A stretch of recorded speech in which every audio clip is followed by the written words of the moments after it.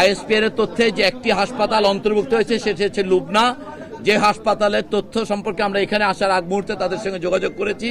তাদের ওখানে তাদের হিসেবে তাদের রেজিস্ট্রিতে কোথাও কোনো ডেথ নেই, কিন্তু ওনারা মুখে বলছেন যে সেখানে 2 জন শিশু ব্রড ডেড ছিল, যাদেরকে তাদের অভিভাবকরা নিয়ে এসছেন। ওই 2 জন আসলে ওর পরবর্তীতে কোনো হাসপাতালে আসেননি বিধায় আমাদের কোনো হাসপাতাল ব্যবস্থাপনায় ওই 2 জনের রেকর্ড পাওয়া যাচ্ছে না।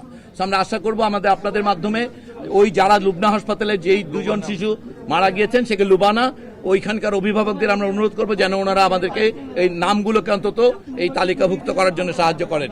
এছাড়া একটি পার্থক্য হয়েছে উত্তরা আধুনিকে, আমরা বলেছিলাম সেখান থেকে একজন মৃতদেহ সেখানে নিয়ে যাওয়া হয়েছে সিএমএইচে, ওই সংখ্যাটি নিয়ে আমাদের সঙ্গে আইএসপিআর এর তথ্যে পার্থক্য হয়েছে। আমরা বলেছি 15 জন, আমরা আসার আগে নিশ্চিত হয়েছি সিএমএইচে 15 জনের এই মৃতদেহ আছে, যদিও আইএসপিআর তথ্যে সেখানে 16 জন বলা আছে। আমরা আপনাদের অনুরোধ করব যে তথ্যের পার্থক্যগুলো দূর হতে হয়তো একটু সময় লাগবে, যেহেতু মৃতদেহ এবং দেহাবশেষ নিয়ে আমাদের কিছু পার্থক্য আছে। কিন্তু মূল ব্যাপারটা হচ্ছে যে আমাদের এখানে ইতোমধ্যেই এই যেটুকু আমরা জানানোর জন্য আপনাদের সামনে এসেছি যে আমাদের এই সময়কালের মধ্যে একটি বড় মাল্টিডিসিপ্লিনারি টিম ঢাকায় এই হাসপাতাল, এনআইসিবিডি, নিগডু, সকল বিএমইউ সহ সকল প্রতিষ্ঠানের 8টি ডিসিপ্লিনের সহ একটি টিম আমাদের এখানে, তারা সম্পূর্ণ ব্যবস্থাপনাটাকে ইভালুয়েট করেছেন এবং সেই অনুযায়ী প্রয়োজনীয় ইন্টারভেনশন এবং প্রয়োজনীয় ফ্লুইড এবং মেডিসিন ম্যানেজমেন্টে পরিবর্তন করা হয়েছে। ইতিমধ্যে আমাদের সঙ্গে এই হাসপাতালের সঙ্গে যে যাদের এমওইউ আছে সিঙ্গাপুর জেনারেল হসপিটাল, তাদের সঙ্গে যোগাযোগ করা হয়েছে হাসপাতাল থেকে, তাদেরকে কেস রিপোর্ট পাঠানো হয়েছে। ওনাদের একজন সিনিয়র কনসালটেন্ট এবং 2 জন নার্স আজকে রাতে এসে পৌঁছাবেন। আমরা আশা করি যে ওনারা আগামীকালকে থেকেই এই টিমে ওনারা জয়েন করতে পারবেন। এর পাশাপাশি অন্যান্য হাসপাতালে ভর্তি রোগীদের ক্ষেত্রে আমরা বিশেষ কোনো আপডেট নেই, কিন্তু আপনাদের জন্য এই হাসপাতালে ভর্তি রোগীদের মধ্যে আমরা ইতিমধ্যেই 2 জনকে আমরা কেবিনে শিফট করতে পেরেছি, যেটাকে আমরা একটা উন্নতি বলে মনে করি। এছাড়াও আমাদের এইচডিইউতে থাকা এই মাল্টিডিসিপ্লিনারি ইভ্যালুয়েশনে অন্তত 10 জনকে ওনারা শঙ্কামুক্ত বলে বলেছেন। এই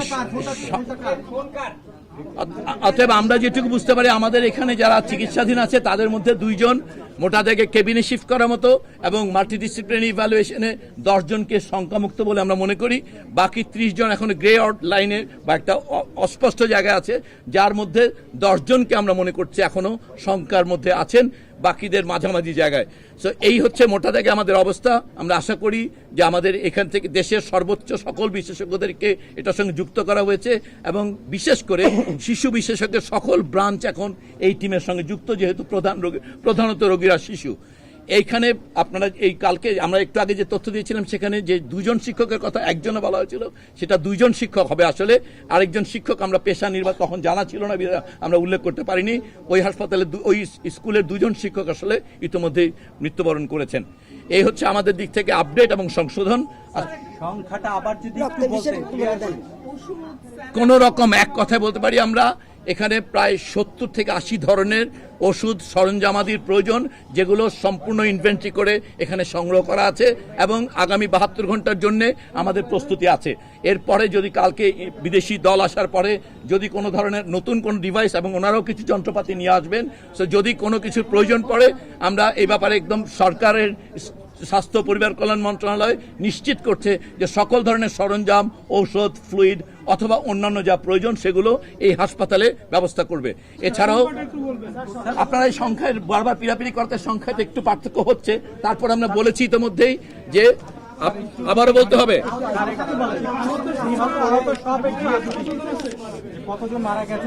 আমরা এই কথাটা বলেছি। এই মুহূর্তে হাসপাতালে ভর্তি আছে 69 জন, 69 জন ভর্তি আছে সব হাসপাতাল মিলে। তার মধ্যে একটা চেঞ্জ হচ্ছে, সেই জন্য আমরা এই কথাগুলো বারবার বলছি যে ঢাকা মেডিকেল কলেজে 3 জন ছিলেন যারা এই হাসপাতালে এসেছেন। সিএমএইচ থেকে 3 জন পেশেন্টকে ওনারা পাঠানোর জন্য অনুমতি নিয়েছেন, অথবা ওইটাকে এখন দেখা যাবে সিএমএইচে, ওখানে 28 কিছুক্ষণ পরে ওইটা কয়েক ঘন্টা পরে চেঞ্জ হবে। অতএব এই সংখ্যাটা একেবারে স্ট্যাটিক না, আবার একজন পেশেন্ট বাসায় চলে গেছে। আমরা বলবো যে 69 এখন আছে, এটা 1 ঘন্টা পরে বা 15 মিনিট পরও 68 হতে পারে বা 70। তো এটা আমরা বলছি যে এই সংখ্যাটায় খুব বেশি পিরাপিরি করার কিছু নেই, কারণ রোগী আসছে বা যাচ্ছে অথবা স্ট্যাটাস চেঞ্জ হচ্ছে। এর আমরা মৃত্যুবরণ সম্পর্কে যে সংখ্যাটা বলেছি সেখানে যে 2টো সংখ্যায় পার্থক্য আছে। সিএমএইচে আমাদের 15, আইএসপি এর বিজ্ঞপ্তিতে 16 এবং উত্তর আধুনিকে 1। এই সংখ্যাটি বিভ্রান্তি দূর হতে আমাদের একটু সময় দেন আপনারা। আমরা এখানে আসার আগে চেষ্টা করেছি এই বিভ্রান্তি দূর করার। আমরা আশা করি কিছুক্ষণের মধ্যেই এটা দূর হয়ে যাবে।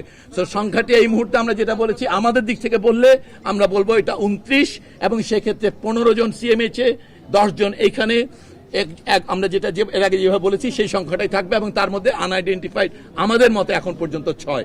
সো এই হচ্ছে আমাদের দিক থেকে মৃত্যু সংখ্যা এবং হাসপাতালে ভর্তি থাকা রোগীর সংখ্যা। আপনারা যেই সংখ্যা বলছেন আরেকটা 165 জন আহত, একটু খেয়াল করা দরকার। এইখানে উত্তর আধুনিকে যে 60 জনের চিকিৎসা দেওয়া হয়েছে, অথবা লুবানাতে বলা হচ্ছে 13 জনের, এই সব রোগী এটা ডুপ্লিকেশন। আপনাদের বুঝতে হবে যে সেইখানে এই মুহূর্তে 2 জন 3 জন রোগীও নেই। অর্থাৎ বাকি এখানে যে রোগীটা দেখছেন এই সংখ্যাটা ওখানে দেখা গেছে, সেজন্য এই সংখ্যাটা বেশি। অথবা ওখানে যে 60 এবং 13 যে 73 জন রোগীর সংখ্যা দেখা যাচ্ছে, ওইটা মূলত ডুপ্লিকেশন প্রধানত। ওখানে হয়তো 5-7 জন রোগী হয়তো ওখানে আছে। তো অতএব এই সংখ্যার বিভ্রান্তিটা, এটা একটা ইমার্জেন্সি সিচুয়েশন ছিল, সেখানে রেকর্ড কিপিং এবং মুভমেন্টের কারণে সংখ্যাটা কিছু উঠানামা করছে। আশা করি আপনারা আমাদের দিক থেকে যে আন্তরিক চেষ্টা এবং বাচ্চাদের জন্য দোয়া, এই দুটোই আমরা বলবো। এইমাত্র বলেছি আমরা ভাগ করে, কিন্তু যে 2 জনকে আমরা কেবিনে শিফট করিয়েছি, 10 জনকে মাল্টিডিসিপ্লিনারি ইভালুয়েশনে আউট অফ ডেঞ্জার বলা হয়েছে, বাকি 30 জন বিপদের মধ্যে আছেন, তবে তার মধ্যে 10 জনের অবস্থা আশঙ্কাজনক বলে আমাদের এই টিমের ইভালুয়েশনে বলা হয়েছে। এটাই স্পষ্ট। আপনার কাছে একটু জানার সেটা হচ্ছে, যারা ইনজুরিড হয়েছে সব হাসপাতালগুলো আপনারা বলেছেন যে সরকার দায়ভার গ্রহণ করবে এবং চিকিৎসা নেবে।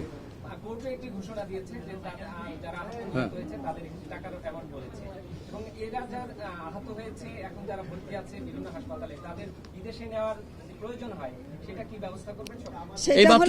সেটা আমার সহকর্মী আপনাদেরকে বলেছেন, ইয়ে থেকে সিঙ্গাপুর থেকে ডাক্তার নার্স ওনারা আসবেন, ওনারা এসে ওনারা পরীক্ষা করে ওনারা যদি মনে করেন কাউকে পাঠাতে হবে, তাহলে সেক্ষেত্রে আমরা সেই দায়িত্বটা নেব।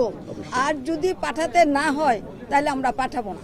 মানে মূল ব্যাপারটা আমি স্পষ্ট করি যে এই সিঙ্গাপুরের সিনিয়র কনসালটেন্ট এবং নার্সিস টিম এসে ইভালুয়েট করবে আমাদের এই ইভালুয়েশনের উপরে। এইখানে যেই সুযোগ সুবিধা আছে সেগুলো দিয়ে চিকিৎসা করা হলে, সম্ভব হলে ওনারা ওখান থেকে আরো যদি প্রয়োজনে জনবল পড়ে তাদের আনবে। যদি এমন কোনো বিশেষ সুবিধা প্রয়োজন হয় যেটি আমাদের এই হাসপাতালে নেই, সেটার জন্য ওনারা পেশেন্ট শিফট করানোর সুপারিশ করলে সেটা করা হবে। ওনারা আজকে রাত্র 12টা থেকে 1টার দিকে আমরা আশা করছি ওনারা এসে পৌঁছাবেন।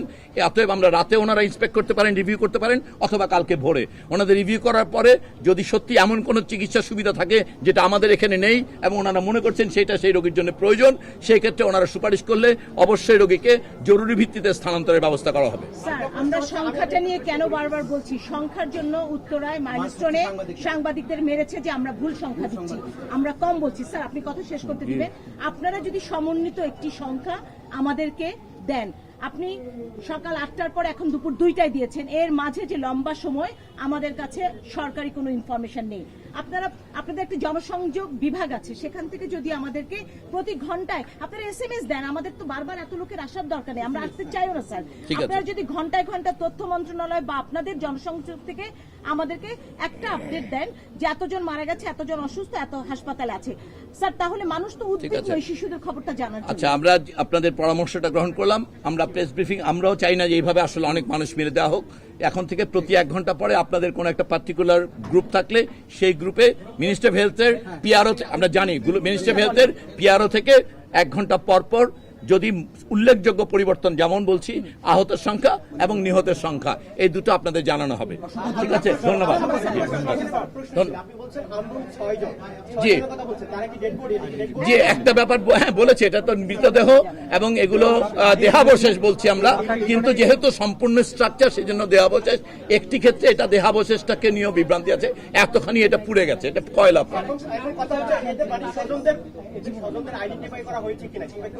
আমরা বলেছি বাবা, এই কথাটা আমরা বলেছি যে তাদের স্যাম্পল রাখা হচ্ছে, ডিএনএ স্যাম্পল। তাদের এই পর্যন্ত নিখোঁজ যারা এসে দাবি করবে ডিএনএ ম্যাচ করে তাদের চিহ্নিত করা হবে। এটা একটা ক্লাসিক্যাল পদ্ধতি আছে আসলে এগুলো শনাক্ত করার, সেটা মানা হচ্ছে। এখন পর্যন্ত নিখোঁজদের দাবি আসেননি। যতদূর আমরা জেনেছি 4 জন নিখোঁজের সংবাদ আমরা জেনেছি এসছে, বা 6 জন এখনো, বাকি 2 জনের বিষয়ে আসেনি এবং 4 জনের ম্যাচ করা হয়নি। অর্থাৎ এটা ডিএনএ ম্যাচিং প্রসিডিউরটা লম্বা সময় লাগে, সেই সময়টুকু নেওয়া হবে। কিন্তু আমরা বারবার আপনাদের মাধ্যমে বলছি, দেশের মানুষ যাদের নাকি নিখোঁজ, ওখানে ওই স্কুলে ছাত্রছাত্রী ছিলেন, তারা তারা অথবা এমনকি আমরা দেখেছি অভিভাবকরাও যে কেউ নিখোঁজ যারা আছেন তারা যদি যোগাযোগ করেন আমরা অবশ্যই এই ডিএনএ স্যাম্পলের সঙ্গে সেগুলোকে ম্যাচ করিয়ে শনাক্ত করব। এটা প্রধানত নির্ভর করবে যারা নিখোঁজ তারা এসে এই তাদের তথ্য জমা দেওয়ার উপর। এছাড়া আসলে এই 6 জনকে শনাক্ত করার আর কোনো পদ্ধতি আমাদের জানা নেই। ধন্যবাদ আপনাদের।